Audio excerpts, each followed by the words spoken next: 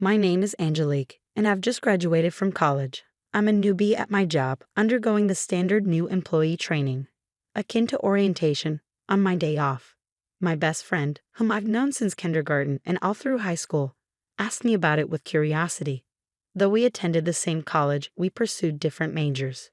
She continued on to grad school, so she's keen on my transition into working adult life. You won't believe it, I said, recounting my experience. We start with a morning run every day as part of building our stamina. Really? Everyone, she exclaimed, evidently surprised by the rigor. It seems so. It's like a first taste of the toughness of working life. Unless there's a specific reason, everyone up to their second year participates. Those with 3 years or more are exempt. But still, about half of the entire company joins in. The other half opts for activities like crosswords or brain training exercises. Whoa, interesting. I totally skipped the exercise part though, she chuckled, amused. Our company motto is also unique, I continued. It's something like always be healthy, work hard, play hard, and live a long, active life. So, for the first 30 minutes after starting work, we have time for physical and mental exercises. That is really unique, she remarked. I can interact with people from all ages and departments. It feels like an extension of a club or group in school. It's fun. I really do love the company I've joined. But don't you seem kind of tired? You're really observant, I replied, somewhat taken aback by her sharp observation. Yes, overall the atmosphere at the company is okay. But there is one, if not the only colossal obstacle, a supremely arrogant individual who stands in my way. You want to quit? She asked, concerned. Oh, I see, just as I thought, you lack determination. I smiled, shaking my head. The woman who is my manager is complaining bitterly on a call with a part-timer who has been absent for a few days. Her loud voice, meant to be heard, seems to be filled with malice, pushing the other person into a corner. The manager, whispered as the queen of damaging sighs, has the destructive power to completely demoralize the person on the receiving end of her tirade, I explained. She's like, I'm taking a break, and then all of a sudden doesn't show up for days, neglecting her duties. And now she says she's quitting. How carefree. Just because she's part-time doesn't mean I'll let her get away with this. I'll push her to the very end. This goes beyond sarcasm. It's downright terrifying, I continued. The last day the part-timer came in, I noticed her body stiffened, tears welling up in her eyes. What's wrong? Are you okay? I asked. She had been scolded by the manager again. She was trembling as she spoke. It must have taken a lot of courage for her to make this phone call. Since the manager has no choice but to accept her resignation, it would be better to just let her go without any more sarcastic remarks. It's been about a month since I joined the company. Considering that the first week was just going around and learning from all the departments in the company, I've encountered similar situations twice in the short span of 3 weeks, I sighed. It's so inconvenient. She hardly does her work and just drags everyone down. All I'm doing is pointing that out. The manager, secretly referred to as the empress in the company, always has deep wrinkles between her eyebrows. It takes effort to replace her. It's only natural that she should have the consideration to find a replacement and finish the handover before she quits, right? The tension spreads among the employees present as the manager seeks agreement, I explained. Everyone pretended to be focused on their work, nodding without making eye contact with the manager. However, she caught on. You seem to have a problem, she said, as I recalled the face of the part-timer. I found myself ensnared in the scrutinizing gaze of the empress. I'll ask you once you receive your salary. You should take responsibility for your work, right? Yes, I replied, feeling the weight of her deliberate question. There seemed to be no other option but to agree, and the manager knew it, directing the inquiry squarely at me. Do you think it's okay to act selfishly in the workplace? She continued. No, but selfishness is the enemy of work, right? I started to argue back, but her loud voice cut me off. In the end, I wasn't allowed to say anything. I regretted my inability to intervene for the crying part-timer and that I simply let the manager have her way. That's bound to stress you out. I'm sorry, I just keep complaining. I was supposed to be bragging about the company, but before I knew it, it was all just one-sided complaints. I lamented to my friend. It's okay, you can't keep things bottled up, and it's not your fault. If you resist too much, you'll be the next target. A manager who mixes up power and authority is the worst. Be careful not to get on her bad side, okay? She warned, offering solace. Thanks, I replied, feeling grateful for her understanding. Then I broached the main topic about the trip. I think I can cover the cost with my part-time job savings from college and my first paycheck. I'm thinking of taking my grandparents to the resort you told me about before. Do you think they'll be pleased? This was the real issue I wanted to discuss. She was well informed about traveling, having done so extensively with her family. Of course.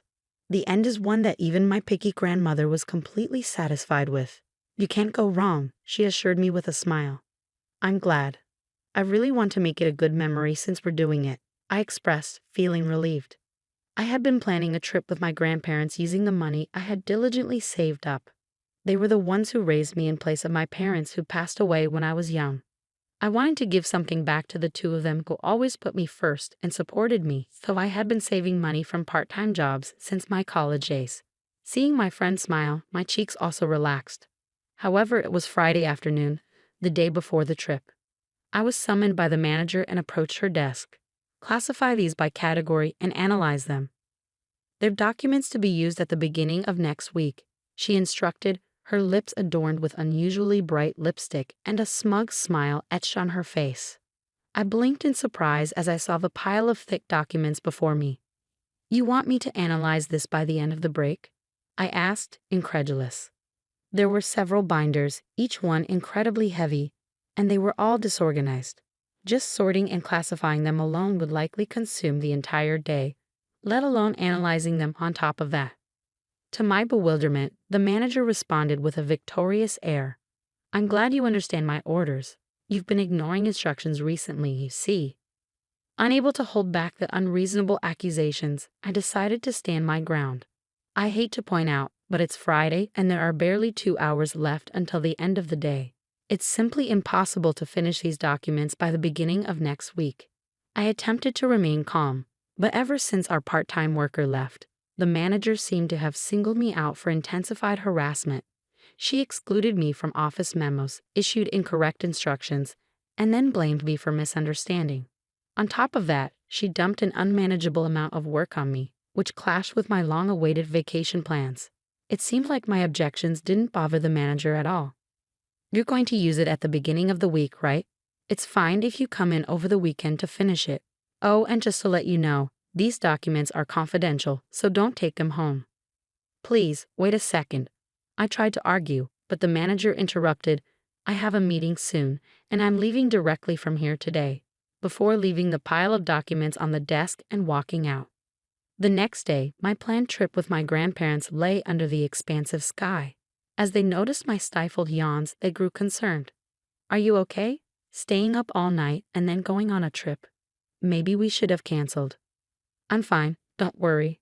I was really looking forward to this trip today, I reassured them. Yeah, I could sense their worry knowing I had worked all night and rushed home just in time for our departure. I couldn't let my fatigue dampen our special trip. No, this won't do. It's a special trip, so I have to make it enjoyable. I mustered up some cheer and directed a smile toward my grandparents. Look at this view, it's amazing. The sea is so beautiful. Don't worry about me. I worked hard so that I could enjoy delicious food, soak in the hot spring, and sleep soundly on a fluffy bed. My attempt at lightheartedness seemed to relax them, and they began to enjoy the scenery with relieved expressions. But amidst the enjoyment, a nightmare awaited me. Did you finish the job I asked for? You didn't quit, did you? A familiar voice startled me as I strolled alone in the inn after checking in. Why here of all places? I muttered to myself, but the manager, seemingly reading my thoughts, snorted and left. I ruined your weekend to teach you a lesson. I thought it was unlikely, but as I thought, you ignored my instructions, didn't you? The manager's words felt like a curse, and I was overcome with dizziness. The thought of being given work to ruin my vacation filled me with anger. But how did you know about my plans? I asked, astonished. You were chattering away during break time. Where are you going? When are you going? Oh, I'm so jealous. You were so pleased being praised by everybody. It was hilarious, she replied casually, revealing her eavesdropping habits. Realizing that my innocuous chats with colleagues were being carefully listened to, I felt a chill. Besides, I'm surprised. This ain't is too good for you, she continued, her tone dripping with disdain. Excuse me? I responded, confused. You don't get it. It's an eyesore to see commoners wandering around. Look, there's a rundown inn next door that's more your style, she sneered. I don't understand what you mean. I know you find me an eyesore, but the rest is just insults and harassment, right? I retorted, feeling my anger rise.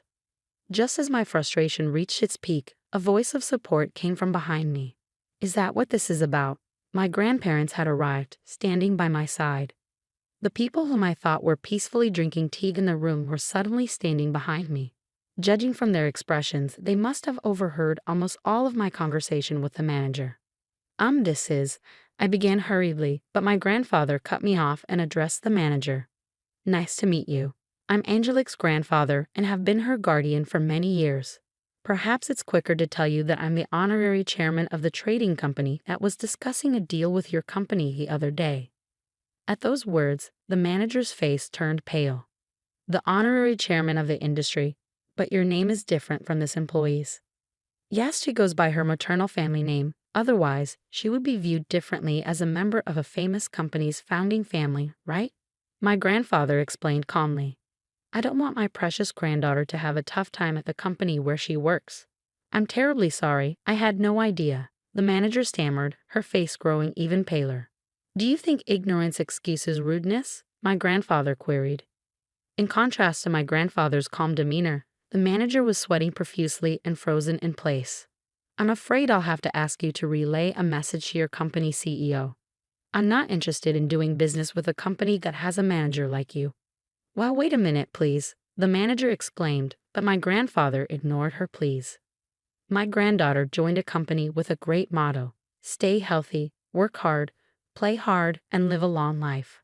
I thought the existence of quirky managers was necessary for the growth of the company, but your personality and behavior are harmful, he concluded. If you disagree with what I say, you can ignore it or spread bad rumors about me. My granddaughter has been recording all of this with her camera. Let's see whose side the world is on. With that, he left the scene. As my grandfather had said, I had been recording from the beginning of the trip with a camera hanging around my neck, capturing memories with my grandparents. I had forgotten, but the camera was still rolling at that moment. I began, uncertain of how to react. The manager, trembling, tried to cling to my grandfather but was bluntly told, "It's too late now," and collapsed on the spot. Wait a minute, can't you do something to help? She pleaded, turning to me for assistance after being coldly brushed off by my grandfather. I refuse. You always say there's nothing a newbie like me can do, I retorted, returning the sarcasm she had given me just the other day. Despite my anger, I managed to keep it in check and even flashed a smile. Yeah, I could probably be an actress too, I thought to myself. Then at the start of the week at work, there was an issue with the manager. The executive who led the running club stood tall in our department since the morning. Our company credo is to practice living healthily, working well, playing well, and living a long life. We welcome hard work, but that doesn't mean forcing people to work, especially not if it compromises their physical and mental health. Executives who dump unreasonable amounts of work on their subordinates are merely showing their lack of managerial skills. The managing director's voice echoed throughout the floor. Excuse me? The manager, seemingly taken aback by being attacked first thing in the morning, was about to ask something calmly while clenching her fist. But the executive continued, Here, we have the time cards from last Friday to today. There were 5 employees who came to work on Friday and stayed until Saturday morning. 3 people worked on their days off on Saturday and Sunday, and this morning, Angelique came in early. The manager seemed more and more perplexed as she was presented with these records. What does that mean? She asked, her tone uncertain. I addressed the confused manager, prompted by the managing director. If I may, you instructed me to finish organizing and analyzing a massive amount of data by the start of the week and told me to work during holidays if necessary. But it was impossible for me alone. Just then, the executive happened to pass by, so I consulted with the people around me. With cooperation across departments, we managed to complete the task as you instructed, spending the amount of time and manpower I just explained. Since the running club members who helped this time were present at the executives' meeting, I took the opportunity to thank them again. I only worked from Friday night to Saturday morning and early this morning after returning from the trip, so I was hardly any help. But thank you so much for helping me, I added, bowing. In response, I received kind words such as, "We help each other out in times of trouble." And that's what running buddies are for. The manager finally seemed to grasp the situation, and this time she came at me, crossing departments. "You say I didn't authorize such a thing," she accused, seeming intent on blaming me for overstepping her authority. "I approved it," declared the managing director. At these words, the manager was frozen in shock. The newbie in the running group, who always had a smile on her face, was in deep trouble, I heard someone murmur. Upon hearing the situation, I found out they'd been burdened with an absurd workload. It would have been fine to leave it be, but since it was work necessary for the company, I took charge and gained everyone's cooperation. I apologized for the post-approval, but first, the managing director's stare bore into the manager. I can't forgive the base motives behind burdening a hard-working employee who's trying to be filial to their grandparents with an impossible task just for harassment, were the most forceful words I'd ever heard the managing director say. His face softened a bit. The other day, my grandchild who visited me cooked up some fried eggs. Heaven recently learned how to make them.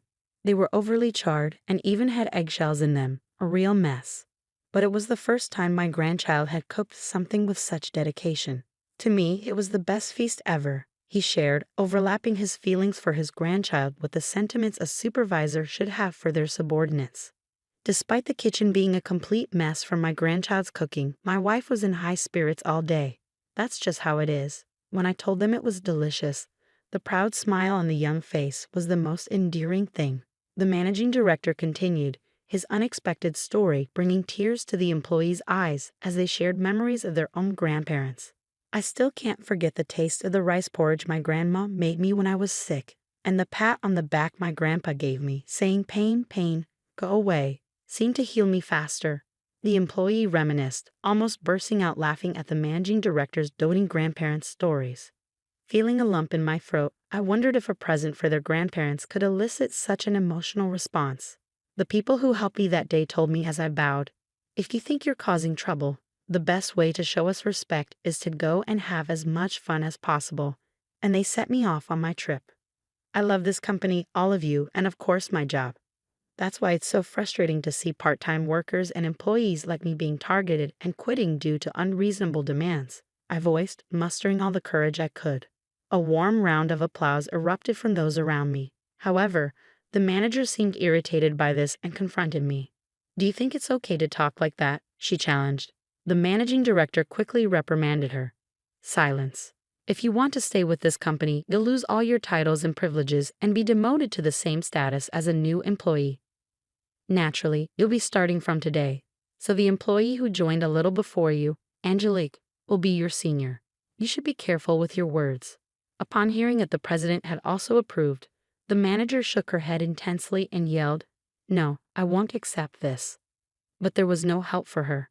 Instead, everyone's cold glares focused on her. "If you don't like it, you're welcome to submit a resignation letter anytime," the managing director concluded. And so the downfall of the manager known as the Empress began. Afterwards, she was literally demoted to a rank-and-file employee.